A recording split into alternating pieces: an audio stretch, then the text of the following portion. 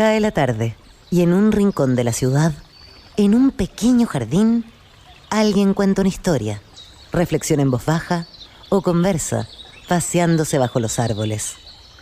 Es hora de volver a casa, bajar la velocidad y darle tiempo al tiempo.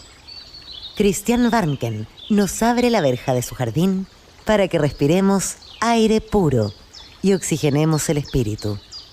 En Pauta, aquí comienza Desde el Jardín, una presentación de Fundación Irarrázaval, desde 1920, al servicio de la educación, humanismo y técnica, y Grupo Viva, promoviendo la sostenibilidad en la empresa y los barrios.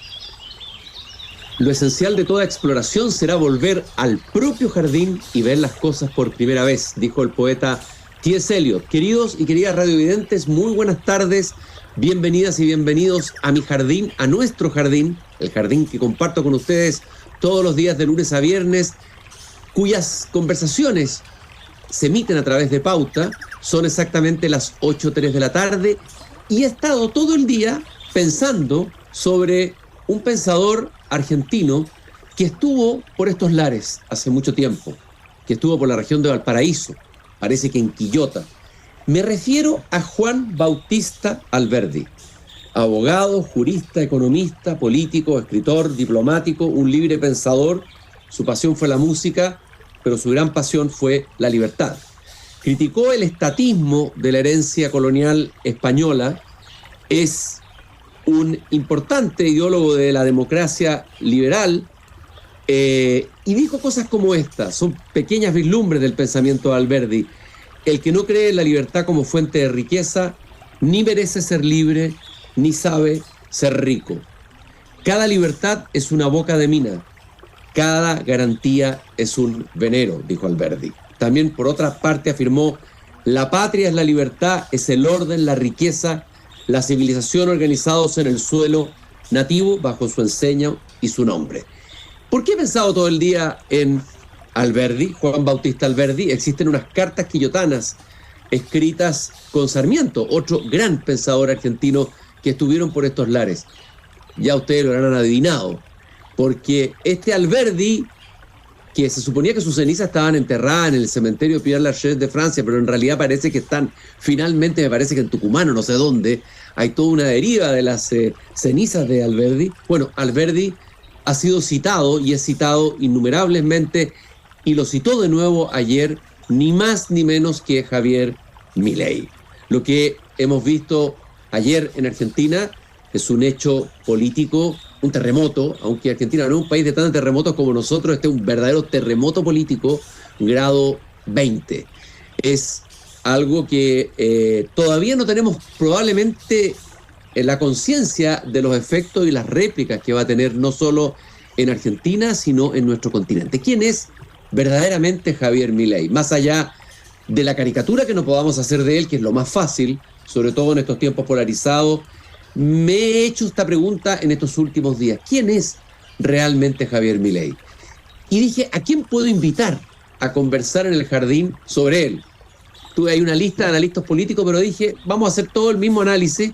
Necesito conocer a alguien que conozca a Milei en su fuente, que lo conozca directamente. ¿Y quién conoce mejor en Chile a Javier Milei que Axel Kaiser, director de la Fundación para el Progreso, abogado, doctor en filosofía, autor de variados e interesantísimos libros como La miseria del intervencionismo, La tiranía de la igualdad, El engaño populista, El Papa y el capitalismo? Ya vamos viendo como unas pistas milerianas en sus libros, ¿no? La Neoinquisición, qué buen título, 2020. Escribió en su Twitter, me parece que del día de hoy no, o de anoche debe haber sido: felicitaciones, querido Javier Milei, por esta hazaña sin precedentes en la historia política latinoamericana y por ser el primer presidente libertario de la historia mundial moderna. Que viva la libertad. Axel, un gusto de caminar contigo esta tarde con el jardín para conversar sobre Javier Milei, la libertad, Alberdi, en fin, tantas cosas. No sé si nos va a dar el tiempo. Encantado de estar aquí contigo, Cristian. Gracias por la invitación. Lo primero que te quiero preguntar, tú dices el primer presidente libertario de la historia mundial moderna. Cuando Milei dijo algo así, liberal, libertario, uno dice, es otra exageración de Milei, pero lo dijiste tú. Y entonces dije, a ver, efectivamente este es el primer presidente libertario. Han habido presidentes liberales, muchos y variados en la historia. ¿Por qué el primer presidente libertario? Y que expliques bien el concepto de libertario, lo podamos, no sé si distinguir de liberal, para ir entendiéndolo. Axel. Sí, la verdad es que Javier Milei es una persona que ve en el Estado, y esto es propio del libertarianismo que deslinda en el anarcocapitalismo, la fuente de el mal en sí mismo, ¿no? Es decir, como el principio en esencia de la dignidad humana y del orden político debe ser el de no agresión, el de no agredir a terceros, y dado que el Estado monopoliza la violencia física y todo lo que tú haces, como pagar impuestos, es algo que te imponen por la fuerza, la teoría sostiene que eso sería inmoral. Entonces, por eso Milei decía siempre los impuestos son un robo, ¿no? No hay matices acá.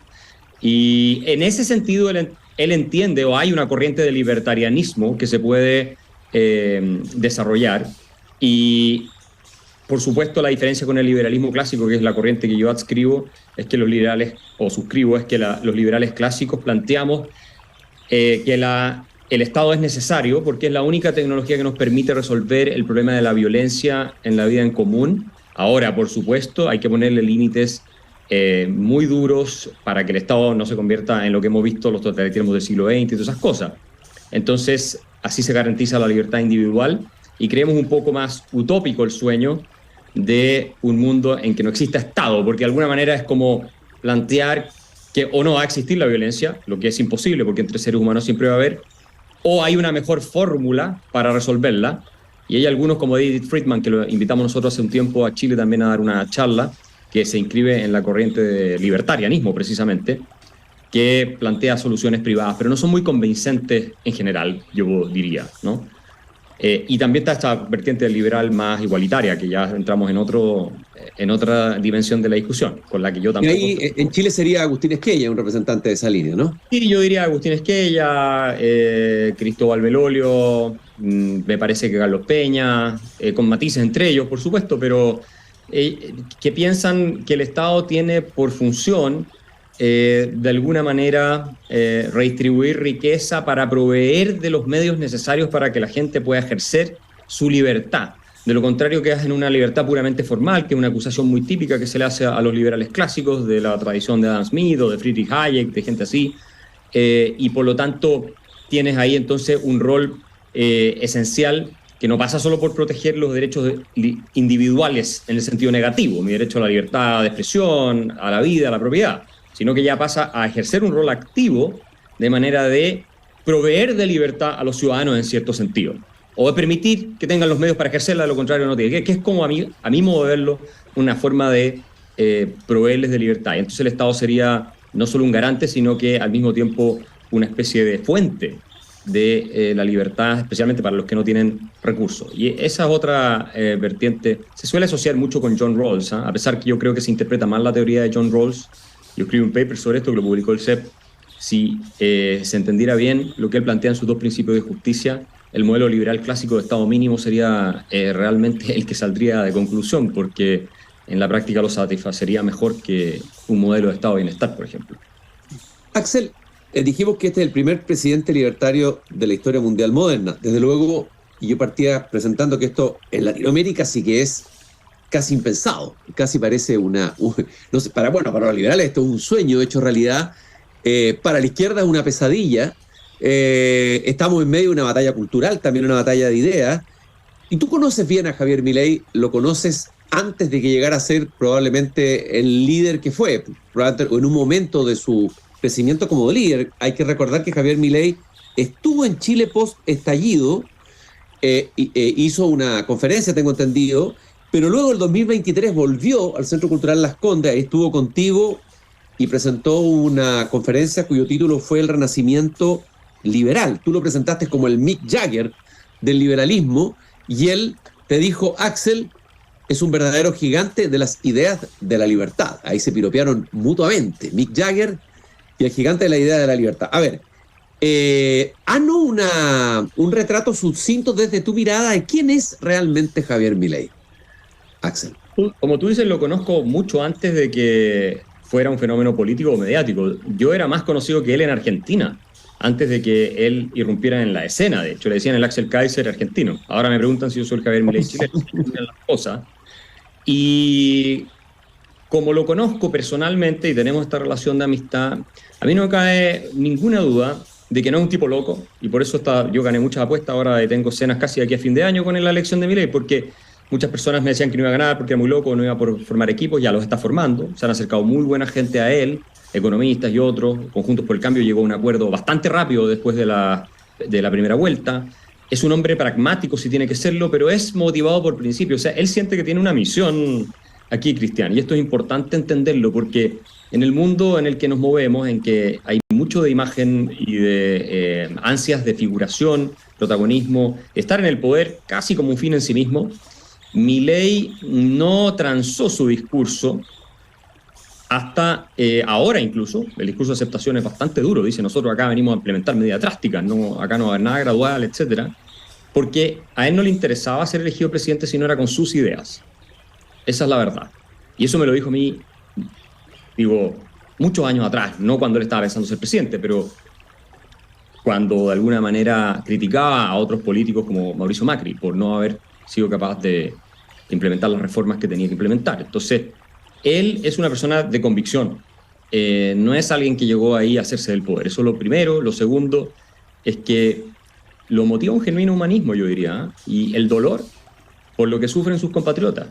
O sea, es una persona que tiene el corazón en ese sentido bien puesto, pero además sangra su corazón por lo que es Argentina. Y él es consciente de lo que fue, porque la gente se olvida de que Argentina, gracias, entre otros, a la Constitución de 1853, en gran medida producto de las ideas de Alberti, llegó a ser el país más rico del mundo. En 1896 tenía el ingreso per cápita más alto del planeta. Y si tú ves el registro histórico de Argentina, de los casi 50 años, 45 años antes de la Primera Guerra Mundial, creció un promedio de 6%, que es la tasa más rápida jamás registrada de crecimiento en la historia de la humanidad. Y era también crecimiento industrial y todo. Entonces, él conoce toda esa historia. Y ve ahora un país en que tienes casi 6 millones de personas muriéndose de hambre y que produce alimento para 400 millones de personas. Casi un 50% pobre. Inflación, todo lo que conocemos, inflación de 150%. Y eso le rompe el corazón a él. Y el libro mío, La fatal ignorancia, fue influyente en Javier Milei. De hecho, el primer café nos tomamos juntos en Buenos Aires, creo que fue el 2016, por ahí, o el 2015, no estoy seguro ahora, lo llevó para que se lo firmen. Y lo cita en televisión, tú puedes buscar en YouTube, lo ha mostrado varias veces. Para él ha sido muy importante. Y lo que yo afirmaba en ese libro, que es del 2009, era que las ideas que predominan en una sociedad terminan definiendo el curso de la evolución social. Una lección hayekiana que la puedes ver en John Stuart Mill, que la puedes ver en básicamente todos los pensadores liberales, Ludwig von Mises, y así sucesivamente. Y que en Chile nos iba a pasar, que nos iban a romper todo el sistema porque avanzaban ideas más bien colectivistas, en fin, y eso ocurrió, a mi juicio y a juicio de Javier, años después. Por eso le impresionó tanto ese libro. Y yo creo que puede haber jugado un rol, no lo he hablado con él, en su decisión de meterse con todo a la esfera intelectual, digamos, como intelectual público, y a cambiar el clima de opinión, y luego dar el salto a la política. Así que yo diría que lo han juzgado de manera errónea, no dan un peso por él como candidato, ahora ganó, y no estaban dando un peso con él como presidente. Creo que se van a equivocar, ¿eh? Va a ser un gobierno mejor del que la gente cree, con todos los desafíos, porque está enfrentando una catástrofe, y le podría salir también mal, o sea, sin duda, es Argentina. Pero yo creo que vale la pena asumir el riesgo. Axel, ¿Milei es o no es un populista? Yo creo que hay elementos del discurso de Milei que coinciden con la definición típica de populismo, ¿no? Esto de separar al pueblo del antipueblo, es decir, aquí hay una clase más bien abusadora respecto de lo que son las grandes mayorías, que tienden a ser víctimas de esa clase abusadora. Pero es que el problema que a mí me pasa es que en Argentina en gran medida es así. O sea, esto no es un populista que denunció para llegar al poder porque quería dar un golpe y hacerse él del poder. De hecho, lo que él busca es restituir las libertades, el progreso y todo lo que sabemos. Entonces, el diagnóstico que formula la pregunta sería, ¿en qué medida estaba equivocado? Tal vez uno podría decir, es que nunca hizo alguna diferenciación, bueno, pero en general en política esas cosas, cuando se trata de seducir al electorado, los matices no tienen tanto espacio. pero es un orden de acceso limitado, como decía Douglas North, ¿no es cierto? Argentina es un país que realmente es un saqueo corrupto, impresionante, que podemos estar todo el día, todo el año hablando de los escándalos, que perjudica a la gente y donde tú ves una colusión entre intereses sindicales, el Estado, es decir, la clase política, la burocracia, intereses empresariales. Y eso es así. Entonces, lo puedes leer en muchos informes de economistas que han estudiado el caso argentino. Y él denunciaba esto y es la razón por la que crearon un sistema parasítico que lo está matando. Y a mí me pasa cuando me dicen que es populista porque tiene este discurso. Hay un tono populista, sí, pero primero no propone medidas liberticidas o estatistas o irresponsables, y tampoco es mentira lo que está diciendo. Eso es lo que me ocurre. Entonces puede ser que haya veces en que el diagnóstico que formulan algunos populistas, incluso Chávez cuando decía que estaba corrupta Venezuela, la oligarquía y todo eso, no dejaba de tener algo de razón. Sí, eso es así. El punto ahora es, lo más relevante a mi juicio, ¿va a lograr él mejorar la situación y la calidad de los argentinos, respetando obviamente las instituciones y restaurando las libertades que han sido mancilladas? Esa es la gran pregunta. Yo creo que su motivación, su inspiración es esa. Alberdi era un liberal clásico que creía en el Estado mínimo y que se quejaba. Hay un artículo que escribió sobre la omnipotencia del Estado donde él denuncia que la filosofía francesa, ¿cierto?, el racionalismo francés de creer que el gobierno nos va a venir a resolver los problemas, es lo que nos tiene a los latinoamericanos tan atrasados cuando comparamos con los norteamericanos, con la cultura anglosajona. Era un gran admirador de los padres fundadores de Estados Unidos. Y Milei es un restaurador de eso. Y lo dice una y otra vez.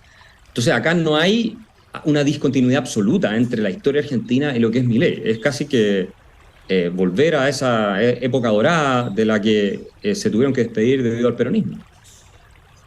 ¿Tú crees que, o dijiste en realidad, que él es un revolucionario en el sentido más originario del término? Si me pudieras explicar eso, Axel.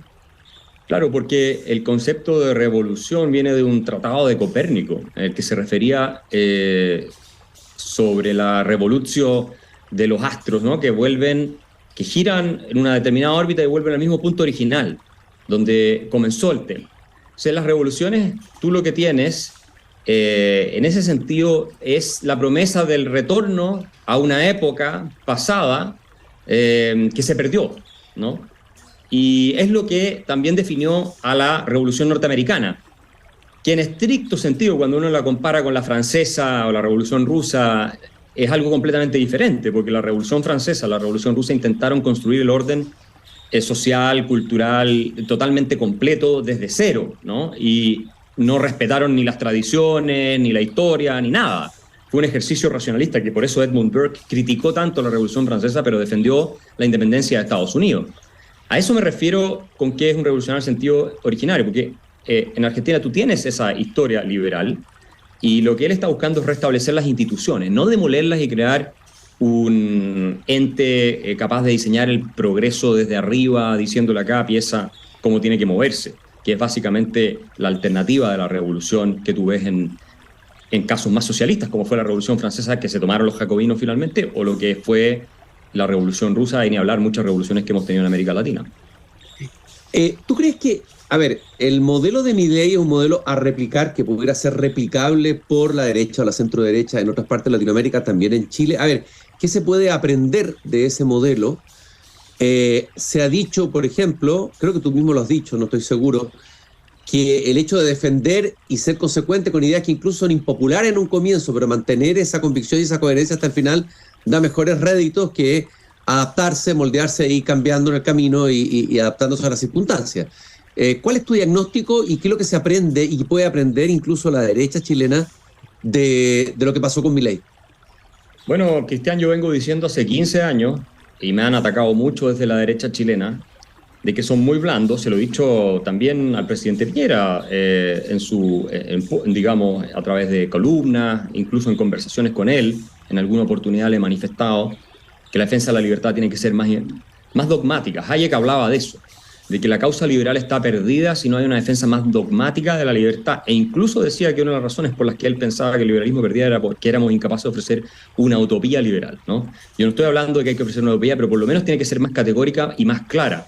Y mi experiencia en Chile, yo ahora tengo cientos de miles de seguidores, yo partí hace 15 años, nadie hablaba de la Escuela Austríaca de Economía, ni de Hayek, ni de Mises, eso no existía. Algunas personas sabían porque Hayek había venido al CEP, el 80 o por ahí, el 78 estuvo en Chile. Ya, pero era gente que no estaba defendiendo esto. Hoy día tú tienes cientos de miles de personas jóvenes, no sé si llegamos a millones, para serte franco, porque nuestros videos de la Fundación tienen millones de reproducciones, que siguen estas ideas y las abrazan. Entonces, lo que hemos visto es que en el caso de Milei en Argentina, él logró una transformación estructural ya de la mentalidad de la gente joven. O sea, hay mucha gente mayor que lo votó porque está cansada de este sistema, la inflación del establishment. Perfecto, eso está así, un voto de protesta, eso es así. Pero en los jóvenes, que como bien dijo Macri antes de la elección, son los que precipitaron esto, esos ya no van a ser peronistas. Y no lo habrían vuelto a hacer si Milei perdía. Entonces, ahí hay un cambio estructural permanente. Y es lo mismo que estamos logrando en Chile. ¿Por qué? Porque hemos sido sistemáticos durante 15 años en el discurso y hemos convencido a muchas personas. Yo estoy seguro de que acá se puede ganar con una fórmula parecida, en el estilo chileno. Obviamente Milei tiene todo su folclore más propio argentino, que lo hace muy divertido. Yo creo que en ningún país del mundo la política... Tiene la bronca argentina, en primer lugar. La bronca... Tiene la bronca argentina que... Y el peinado y las cosas así, sí. El sexo tántrico, todas estas cuestiones son parte. Claro, acá no lo vamos a tener porque la gente, no sé, va a fruncir la nariz, va a poner los ojos en blanco y no va a pasar. Pero las ideas y un discurso coherente, categórico, claro, pero sin ninguna duda, y es el error que ha cometido Chile Vamos. Y por eso, creo yo, el Partido Republicano se le metió por los palos, porque dejó un forado hacia esas ideas más... En el caso de José Antonio es más conservador también, pero liberales, ¿no? Y el único que planteaba que había que cambiar camino, el curso de las cosas era él, entonces por eso creció. Lo mismo le pasó a Juntos por el Cambio en Argentina. Si es que Juntos por el Cambio hubiera sido más categórico y Macri no hubiera sido tan, digamos, moderado en su gobierno, no habría habido espacio para Javier Milei. Sí, esa es la verdad. Entonces... Ahora, se dice, Axel, perdón, que la política de alguna manera es mediación. Y ahora Javier Milei se está enfrentando con la política real. O sea, va a tener que armar un gobierno, va a tener que gobernar, no tiene gobernadores, muy pocos, tiene debilidad en el Congreso. O sea, va a tener que bajar a la arena política, digamos, del Olimpo de las convicciones, por decirlo ahí. Entonces, a ver, es verdad que las ideas son importantes, la incoherencia a largo plazo nos trae réditos, pero también una flexibilidad necesaria, es una mezcla en el buen político y en el buen líder, por decirlo de alguna manera. ¿Cómo va a lograr eso, Milei? ¿Cómo crees tú que va a resolver esa tensión? Esa era la principal duda de muchas personas. Bueno, si gana, no va a ser capaz de formar equipos porque es demasiado radical. Pero las primeras señales que ha dado, especialmente después de la primera vuelta, es que es muy pragmático. Yo lo conozco, y yo tuve esta discusión con muchas personas y les dije, ustedes están subestimando su capacidad de adaptarse y de ver que va a tener que hacer estos equipos porque si no, no va a poder gobernar. Y en Argentina tú corres el riesgo de que tu gobierno caiga. No es como acá, donde por muy malo que sea el gobierno, en general termina, ¿no? Hasta ahora, por lo menos. Sí. Sabemos qué va a pasar en el futuro, pero por ahora ha sido así. Esa es la tradición en general republicana que tenemos en Chile. Entonces, yo creo que con la ayuda de Macri, de Juntos por el Cambio, que ya están en muy buenos términos con él, por lo que se ve, de todos los técnicos que se le han acercado, que colaboraron con él, incluso Sturzenegger, que en su minuto no quería tener nada que ver, parece ser, no estoy seguro de que va a ser ministro de Economía. Bueno, está demostrando que el poder en sí mismo tiene una cierta seducción, por un lado. Segundo, la diferencia que sacó de puntos, de 11 puntos, es muy sólida. Eso también cambia las cosas. Si hubiera ganado por 2 puntos es distinto. Y además ganó en casi todas las provincias menos 3. Incluso empató en Buenos Aires, que es un bastión peronista histórico. Entonces, se genera un momentum en la dirección de lo que él plantea, que le va a ser más fácil también lidiar con la oposición y la resistencia. Ahora tiene 60, 90 días para plantear los paquetes y armar las coaliciones que permitan aprobar ciertas normas que él necesita para hacer reformas. Y si no lo logra, una de dos: o transfiere toda la responsabilidad a la oposición y por lo tanto capitaliza a él la frustración de la ciudadanía o va a perder todo su capital político. Entonces, la situación es urgente. Esto empieza, él asume el 10. Esto empieza el 10, 5 minutos después de la ceremonia. Así lo veo yo. Y Macri y esas personas le van a ayudar. Y tienen puentes que tienen tendido hacia otros sectores hacia los cuales Javier Milei no llega. Y pienso que si se dan esas articulaciones es posible que logre. Ahora yo no veo que él ni se vaya a desviar demasiado de su programa, pero tampoco que lo va a poder aplicar 100%. Hay muchas cosas que no va a poder aplicar. Estoy caminando por mi jardín con Axel Kaiser. Este programa, ustedes saben, dura media hora, pero ha suscitado mucho interés. Y he pedido permiso para prolongarlo. Creo que no podemos apurar esta conversación, es demasiado interesante, muy interesante el invitado en mi jardín que tenemos esta tarde para analizar quién mejor que él. Así que he conseguido, son las libertades que consigue a veces este jardinero, tener una segunda parte del programa si es que nos accede a seguir conversando, Axel. Por supuesto que sí, encantado. Por lo tanto, vamos a ir a una breve pausa. Te lo agradezco muchísimo por regalarnos parte de tu tiempo y vamos a seguir conversando y profundizando en el fenómeno Milei, en las consecuencias para Argentina, también para Chile y para el resto de Latinoamérica, de este triunfo impensado, de este bisnieto de Alberdi, por decirlo así, y que de alguna manera siempre entre Argentina y Chile hay vasos comunicantes, querámoslo o no. Aquí hay un vaso comunicante muy importante, un vaso comunicante intelectual, hay una influencia, lo acaba de decir y contar Axel, que un libro de él marcó profundamente a Milei, por lo tanto hay que estar atentos, alertas, sobre todo, me imagino, la derecha, preocupada de este fenómeno, tiene que estudiarla a fondo. Vamos a una breve pausa y ya regresamos con Desde el Jardín.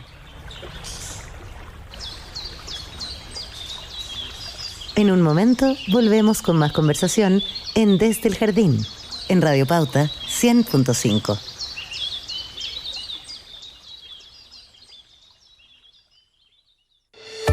¿Un maestro de la construcción haciendo biodanza y escribiendo poesía?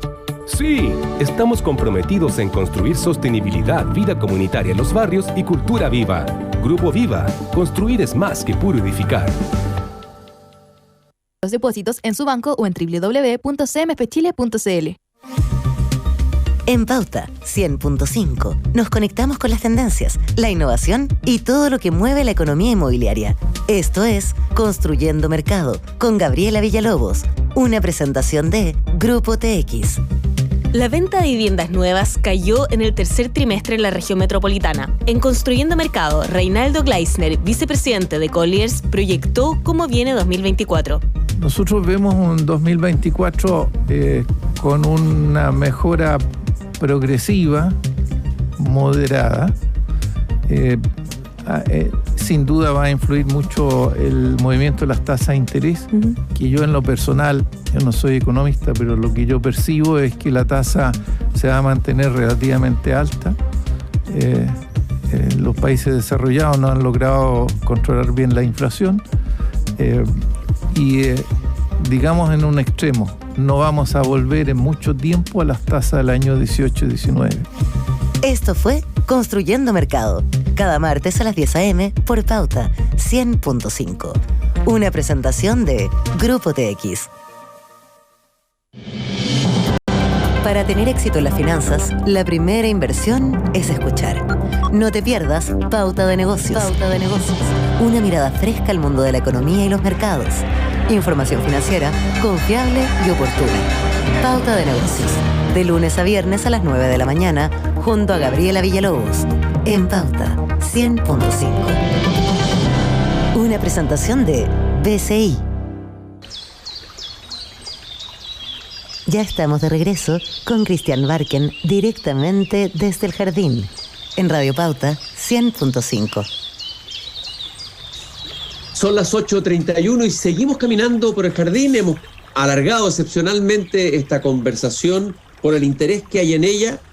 Los chilenos siempre hemos sido como un poquito entre admiradores y envidiosos de Argentina en muchos sentidos, apocados a veces entre ellos, pero ahora podemos decir con orgullo que uno o el inspirador de Javier Milei es un chileno.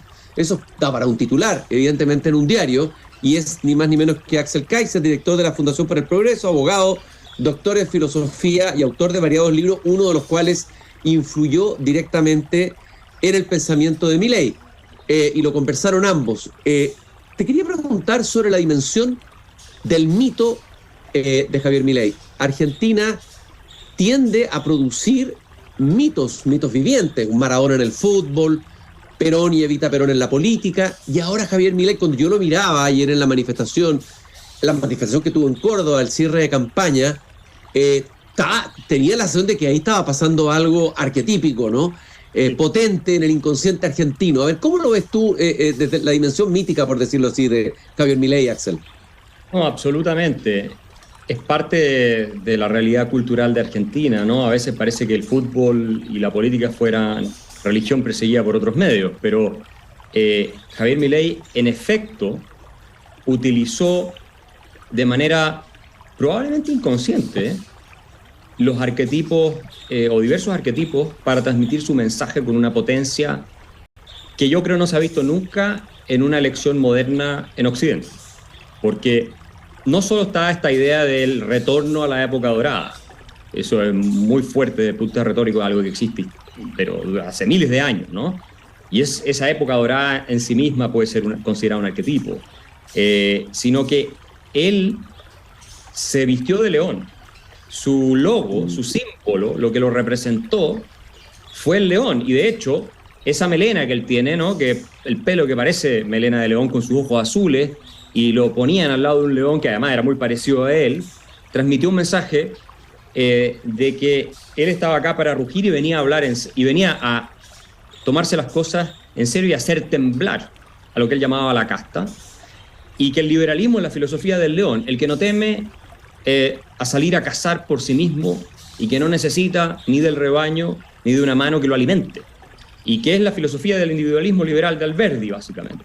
Y él vinculó todas esas cosas, además al peronismo, con el rebaño. Por eso él siempre decía, no sé si te acuerdas, que planteaba: yo no vengo aquí a arrear ovejas, vengo a despertar leones. Eso es lo que él decía. Gente capaz de pararse sobre sus propios pies, que no le teme al riesgo que implica ser libres, ¿no? En cambio, el peronismo queda como el de las ovejas cobardes, asustadizas, que esperan que las guíen, que el gobierno les diga por dónde tienen que ir y las alimente. Entonces, Oye, Axel, hay algo ahí, hablando de la moral del rebaño, lo que estás diciendo, hay algo como de nietzscheano, podría uno decir, un cierto atisbo nietzscheano en Milei, ¿no? Yo creo que sí, esta cosa de despertar los instintos vitales más profundos que están anclados en la psiqui, sobre los que tú puedes configurar tal vez una cierta voluntad de poder, ¿no? En el sentido nietzscheano de la expresión, no en el sentido de que quiero poder político para someter a otros, no, sino que de imponerte, ¿no? Con tu propia fuerza, con tus energías. Claramente está incorporado en el discurso de Javier Milei, y cuando a mí me decían que era imposible que ganara, y yo observaba y analizaba todo esto, además de el arrastre que tenía como estrella de rock prácticamente, apostaba a que él tenía altas posibilidades de ganar, y de hecho sostuve que iba a ganar varias veces. Cuando lo tuvimos en Chile, tuvimos esa conversación, el Renacimiento Liberal, que fue un título que le puse a ese encuentro, ¿no? Sostuve, bueno, este va a ser el próximo presidente de Argentina. Yo estaba bastante convencido, porque creo que esa dimensión del análisis se mantiene alejada de los expertos que hacen este tipo de relatos normalmente en política. Pero es la campaña más alegórica que se haya visto, que yo recuerde, en Occidente. Ni Margaret Thatcher, ni Ronald Reagan, ninguno de esos grandes como próceres que cambiaron la historia con sus elecciones y que fueron golpes tremendos hacia los ideales del libre mercado y toda esa cosa, tuvieron algo parecido. Y claro, tenía que ser probablemente en Argentina, como tú dices, un país que está impregnado de mitología. Si a Messi le decían el Mesías cuando jugaron la Copa Mundial. El Mesías nos va a liderar. Y la capacidad. Claro, y los argentinos tienen esa capacidad extraordinaria de armar relatos, son grandes narradores. Y la política también es relato, o sea, sin relato es muy difícil ir a la batalla y a la batalla cultural de las ideas. Y aquí no se le puede negar a Milei que logró armar un relato potente. Y la pregunta es, ¿este relato lo armó él solo? Él siempre habla como de un asesor, no me acuerdo el nombre que le hizo un homenaje ayer. ¿Fue un asesor de campaña, un publicista, un creativo, o crees que el relato en realidad lo hace Milei solo? ¿Cómo crees que se construye ese relato? ¿Qué va a ser las ideas fuerzas que va a movilizar sus símbolos, etcétera? La idea fuerza creo que surge de él, ¿no? De su espíritu, porque me parece, él se identifica además en su naturaleza con el león, ¿no? Con el que va a rugir y va a luchar contra todas las hienas, cueste lo que cueste, y no se va a retirar si eso implica proteger lo que valora. No sé si en la parte específica del diseño seguramente lo ayudaron, pero la idea del león, hasta donde yo entiendo, puedo equivocarme en esto, es una idea que surge de él, porque tiene además las características físicas, y eso es lo más gracioso. Es decir, cuando tú veías las personas que hacían, porque estos memes se llenaban en todas partes, ¿no? Y gente muy creativa, los argentinos tienen mucho talento, y realmente lograron transmitir esa imagen. Tal vez incluso la tomaron de alguien que la hizo en algún minuto. Yo no estoy seguro, ahí tendría que averiguarlo bien, es una gran pregunta, porque a mi juicio esto fue decisivo. La gente no le toma el peso a esto diciendo, no, es que la inflación es tanto, la pobreza es tanto, entonces obvio que iba a ganar. No era para nada obvio que un candidato libertario que no existía 3 años atrás, no existía en un país peronista, hasta la médula colectivista, le iba a ganar primero a la centroderecha, digamos, de Juntos por el Cambio, todas esas personas que tienen toda la maquinaria armada, todos los recursos que tú puedas imaginarte, y después a los peronistas gobernando. O sea, esto es, yo le dije hoy día a Ben Shapiro de Estados Unidos, que me entrevistó sobre este tema. Le dije, mira, si esto es como que un cristiano radical hubiera ganado elecciones en Arabia Saudita, si es que tuvieran elecciones, en un país musulmán. Si esto no es algo que se pueda explicar desde la pura economía. Esto tiene una dimensión mucho más profunda. Y temo que la mayoría de los analistas no vio esto. Tal vez porque estamos demasiado acostumbrados a la cosa técnica más superficial, ¿no? Y a las encuestas y punto. Ahí está la pregunta que tal vez a la derecha chilena le ha faltado, bueno, no sé si le han faltado ideas, convicciones, y le ha faltado la capacidad de armar un relato convincente que pueda atraer a los jóvenes como lo hizo Milei y llevarlo hacia un horizonte, hacia una esperanza, hacia algo. No sé qué piensas tú de eso. ¿Cuáles son las carencias en el fondo de la derecha en relación a lo que hizo Milei, a la derecha, nuestra derecha, digamos, la derecha chilena? Yo tiendo a pensar que hay un nivel cultural más alto en Argentina en general. Eso de todas maneras. Claro. De todas maneras. Entonces, son más sensibles a estas dimensiones que estamos discutiendo nosotros, ¿no? Que en nuestro país, donde la élite, ¿para qué andamos con cosas? En general, política de derecha es una especie de proyección también de la clase social alta y la clase empresarial, que son tremendamente ignorantes en materia de todo lo que puedas imaginarte que no sea leer de números. Con excepciones, y hay gente muy buena, ni una duda, pero este aspecto está descuidado. Entonces, sin ningún temor a equivocarme, te digo que es lo que le ha faltado a la centro-derecha en Chile y a la derecha. Y no es por tirarme flores, pero yo, que llevo un discurso solo, hoy día ya hay más gente que se ha sumado, mucho más, pero llevo 15 años en esto, sin ser político, ya tengo un capital político que podría explotar con este tipo de ideas, que antes eran completamente inexistentes. Entonces, la verdad es que si yo quisiera, tal vez lo podría explotar mucho más. No me estoy tirando a campaña, y ahora mucha gente me dice, ¿por qué no te tiras a presidente? Y qué sé yo, porque claro, como salió Milei hay un entusiasmo, pero tampoco es tan fácil y no están mis planes, pero sin ninguna duda que algo así podría llegar a ocurrir en nuestro país, y que ese ha sido el déficit. Es mucha tecnocracia y poco humanismo es lo que tenemos en la derecha. Claro, mucho Excel y poco Word, ¿no? Para que lo entiendan ellos, los que se mueven en ese lenguaje, porque si no, no lo van a entender. La pregunta que quería hacerte, Alberdi podría ser un inspirador de Milei dentro de la historia argentina. ¿Cuál sería nuestro Alberdi?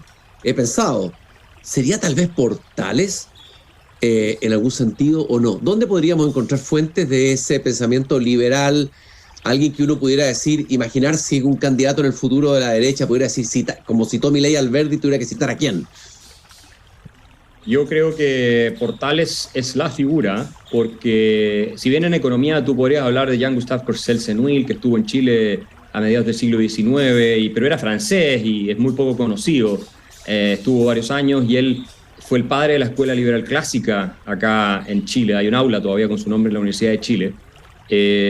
Pero no da para él. Y también Andrés Bello, bueno, no era chileno originario, y sí era un liberal clásico, yo me atrevería a afirmar.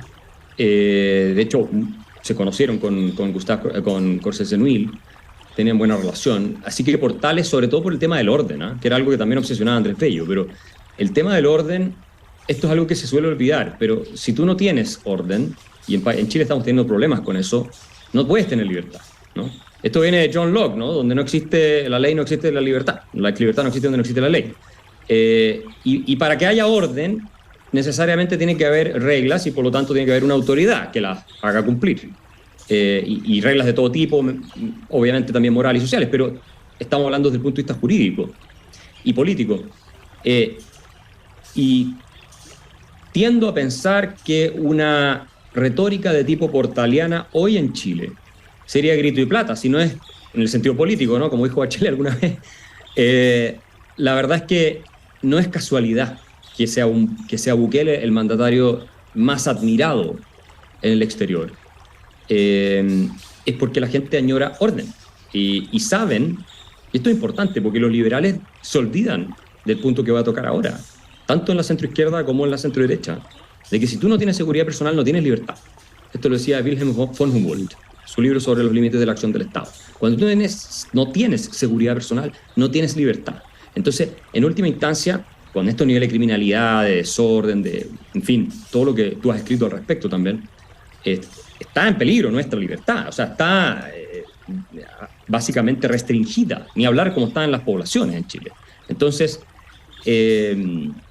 ese es, yo creo, un punto muy, muy válido. No sé si citar a Portales propiamente tal sería tan potente como citar a Alberti, nuevamente porque me parece que los argentinos son más conscientes de esas figuras históricas emblemáticas que han tenido de lo que somos nosotros.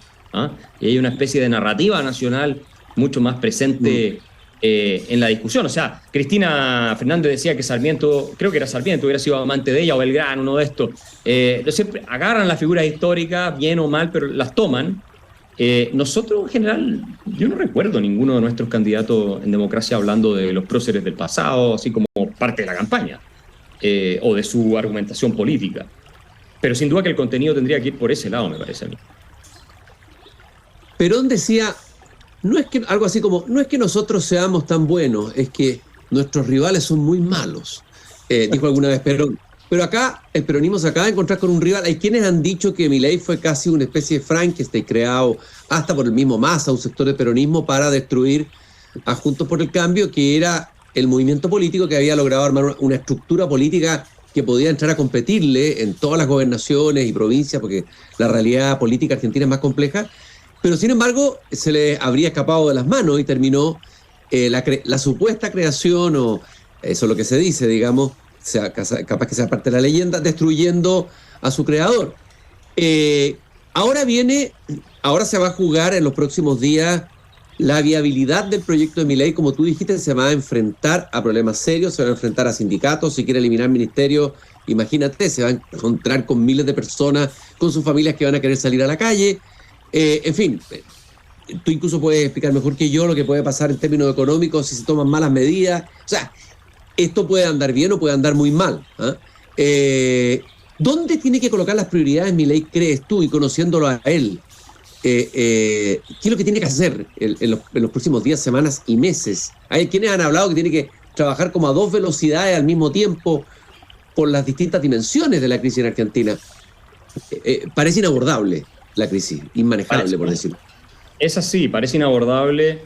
Y si resulta ser inabordable va a ser un desastre, porque puede caer el gobierno y vas a tener caos, y los próximos políticos que lleguen tampoco van a poder ordenarlo, entonces va a ser muy complicado. Pero, a ver, yo no compro mucho, en primer lugar, esa tesis de que Milei fue una criatura del peronismo. Yo lo he oído, no conozco evidencia al respecto, pero como yo lo conozco antes de que él fuera político, mucho antes, y veo que su discurso es el mismo, su proyecto de salvataje para Argentina no ha cambiado y su línea tampoco, me parece muy raro. Podría ser que en algún minuto, no sé, los peronistas hayan dicho ya pongámosle algunas fichas a él y levantémoslo un poco para para quitarle a Juntos por el Cambio, porque total, él no va a llegar a ninguna parte. Eso puede ser una táctica política, no tengo evidencia de eso, no lo sé, que pueden haber utilizado, pero Milei es genuino, y eso es lo que creo que es el fenómeno fundamental acá. Ahora, respecto a lo que tiene que hacer Cristian, es una cosa fundamentalmente, y es la inflación. A Milei lo eligieron para bajar la inflación y terminar con la inflación. Si él no pone en marcha los primeros días de su gobierno, meses, un proyecto categórico, agresivo y creíble de reducción de la inflación, va a perder su capital político. Y eso sería tremendamente grave. Entonces, su prioridad número 1 es esa. Porque están además al borde de la hiperinflación. Están al borde de esa inflación de 500, de 1000%. O sea, una cosa horrorosa, que no sería nada nuevo por lo demás en la historia argentina. Entonces, yo creo que ellos van a anunciar un paquete de medidas tal vez la primera semana que asuman. No se van a demorar más, o al día siguiente, porque no puede demorarse. Tú no eliges a un león para que se comporte como un gatito siamés que tiene, ¿no es cierto?, que le acaricia en la tarde cuando ves televisión. No. El problema del arquetipo del león de Milei es que lo obliga a seguir comportándose como tal. O no sé si el problema o la ventaja. Y el mandato fue claro, 11 puntos de diferencia, haber ganado en prácticamente todas las provincias, a través de todos los estratos sociales y en todas las generaciones y en los distintos sexos, es una señal de que los argentinos esta vez están dispuestos a asumir el costo de medidas más drásticas en vez de seguir en esta decadencia que no parece no tener ningún fin. Así que él va a anunciar un paquete de medidas, me parece pronto, respecto al tema de la inflación. No me sorprendería que anuncie, por ejemplo, que el dólar va a ser moneda de curso legal. Tú sabes, los argentinos tienen 200.000 millones de dólares en efectivo guardado bajo el colchón en Argentina, según algunas estimaciones. Es decir, el segundo país con más dólares en cash después de Estados Unidos. Y eso, si se declara legal tender, moneda de curso legal, junto con el peso, bueno, va a empezar a producirse un reemplazo poco automático, porque ya hay una parte de la economía en Argentina dolarizada. Tú te compras un departamento y llevas un maletín con $1 millón en efectivo, en cash. Y obviamente subdeclaras todo, así funciona. Pero no pagas en pesos, nadie te los acepta. Y luego el gran problema es la deuda. El pozo negro que dejó el peronismo en el Banco Central, que tiene niveles de deuda astronómicos, y después la deuda pública. Y ahí va a depender de la ayuda internacional. Es decir, el gobierno de Biden no sé qué tan amistoso va a ser por la deuda que tiene Argentina con el Fondo Internacional para renegociar esas deudas que una parte va venciendo, si no me equivoco, ahora en el 24, que es otro punto que podría entrar en crisis de nuevo. Y por otro lado, lo que tienen que hacer es, para permitir que entren dólares, abrirse a la inversión extranjera dando seguridad jurídica garantizada en jurisdicciones que no sean Argentina. Es decir, si tú vas a invertir en Vaca Muerta, que son estos yacimientos de hidrocarburos gigantescos que tienen ahí, que podrían traer miles de millones de dólares al país, lo cual haría que se controle la inflación, etcétera, ayudaría, ¿no? Lo mismo que el litio en el norte y un montón de otras cosas. Bueno, tú eres inversionista extranjero, entonces yo creo un vehículo y te aseguro en Nueva York, ¿no es cierto?, con algunos colateral de garantía, que no tengo claro cuáles son, tienen creo que $3.000 millones de oro en reserva, con lo que tú puedes hacer tus inversiones, y en caso de que llegue otro gobierno más adelante y te quite lo que tú invertiste, porque eso, las nacionalizaciones allá lamentablemente han perdido la credibilidad porque las han hecho muchas veces, bueno, tú te haces de ese colateral y seguimos adelante. Y después aceptar que entren todos los dólares, sean platas negras o no platas negras, porque obviamente todos sabemos que muchos argentinos tienen mucha plata afuera. Entonces, son cientos de miles de millones de dólares afuera. Y ni preguntar, porque la situación es tan grave que tú no puedes darte el lujo de estar persiguiendo a la gente que está trayendo dólares. Entonces, ese tipo de medidas creo que van a tener que aplicar y las van a anunciar bastante luego. Ahora, la pregunta del millón, Axel. Evidentemente que estas son políticas de shock, ¿no? Muy difíciles, muy distintas a aplicarle en un gobierno autoritario, como la revolución, la llamada, estoy haciendo la caricatura, revolución neoliberal, que se hizo bajo un gobierno militar en Chile, que hacer estas medidas en democracia. ¿Es posible hacer esta transformación liberal de Argentina en democracia? ¿Es realmente viable y posible? Esta es la pregunta del $1 millón, porque no vamos a decir $1 millón de pesos, que no vale nada. Claro, nada. Y que si fracasa la revolución liberal en democracia van a valer menos todavía, yo creo. Pero la verdad es que yo tengo cierto optimismo de que van a encauzar el país por una buena senda, porque veo en general un fenómeno que es el siguiente: es la desintegración del peronismo, por un lado, la unión de Juntos por el Cambio con Libertad Avanza y otros grupos que entre todos sacaron prácticamente 2/3 de los votos. O sea, el peronismo, esta fue la peor derrota de su historia. Y Milei es el segundo presidente a sacar más votos después de Perón. Entonces, la verdad es que hay un espacio. Ahora, ¿es fácil? La probabilidad más alta es la de éxito, para nada. Pero hay un espacio, se está acercando gente además muy buena, que era uno de los temores. ¿Qué equipo técnico va a tener? ¿Quién va a trabajar con este loco? Resulta que de los mejores economistas de Argentina se están poniendo a disposición y están colaborando con el proyecto. Así es que va a ser difícil, muy ardua la tarea. La probabilidad de fracaso es mayor que la de éxito, no hay duda, pero casi en todo emprendimiento que uno hace en la vida es así. Imagínate lo que es sacar a Argentina del fango. O sea, en todo caso, si lo llega a lograr él con toda su gente, porque no va a ser solo él, va a ser un hito que va a cambiar a mi modo de ver el paradigma de la discusión política intelectual occidental.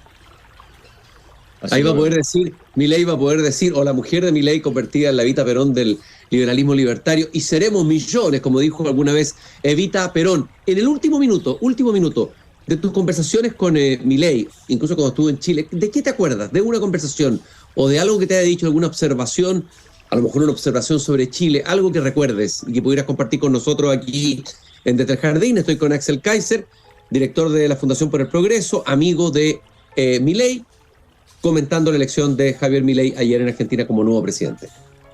A mí me sorprendió mucho verlo afectado, afligido por el derrotero que ha tomado Chile en los últimos 10, 15 años, ¿no? De ser un país emblemático, modelo, a ser un país con los problemas que tenemos hoy, que no crece, lleva 10 años sin crecer, el desempleo al alza, criminalidad, etcétera, todo lo que conocemos. Eso me sorprendió porque uno pensaría, bueno, ¿por qué le tiene que afectar tanto? Yo creo que para él Chile era especial y sigue siendo, como referente, como ejemplo, como inspiración. Muchas de sus políticas están inspiradas en cosas que se aplicaron acá. Y eso me llamó la atención, nunca lo he visto con ningún otro político. He conversado con muchos políticos latinoamericanos, como lo vi con él.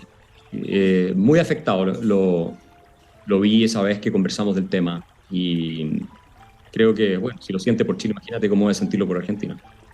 Axel, yo te quiero agradecer esta caminata interesantísima de 1 hora que hemos tenido en mi jardín conversando sobre Javier Milei. Creo que deberíamos seguir conversando. Quiero felicitarte de paso por varios libros que me llegan a veces de la Fundación para el Progreso. El último, una reedición de un libro de Ángel Rama, un personaje importante venezolano, un libro antiguo, reeditado. Hay varios libros que la Fundación para el Progreso está editando y que tienen un tremendo valor para el debate de las ideas en Chile hoy día. Gracias por haber estado esta tarde aquí en el jardín y muy buenas tardes, Axel. Muchas gracias por la invitación, encantado. Y nosotros nos volvemos a encontrar mañana cuando vuelva a abrir la verja de madera de mi jardín. Recordarles que nos acompaña Fundación Irarrázaval y Grupo Viva, comprometido con la sostenibilidad en el barrio y la cultura en la empresa. Muchas gracias por habernos acompañado. Hasta mañana.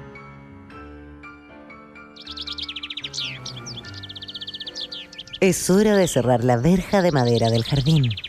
Pero Cristian Warnken la volverá a abrir todos los días de lunes a viernes a las 20 horas en Radio Pauta, cuando comience de nuevo Desde el Jardín.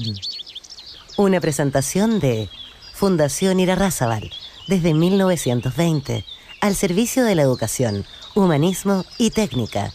Y Grupo Viva, promoviendo la sostenibilidad en la empresa y los barrios.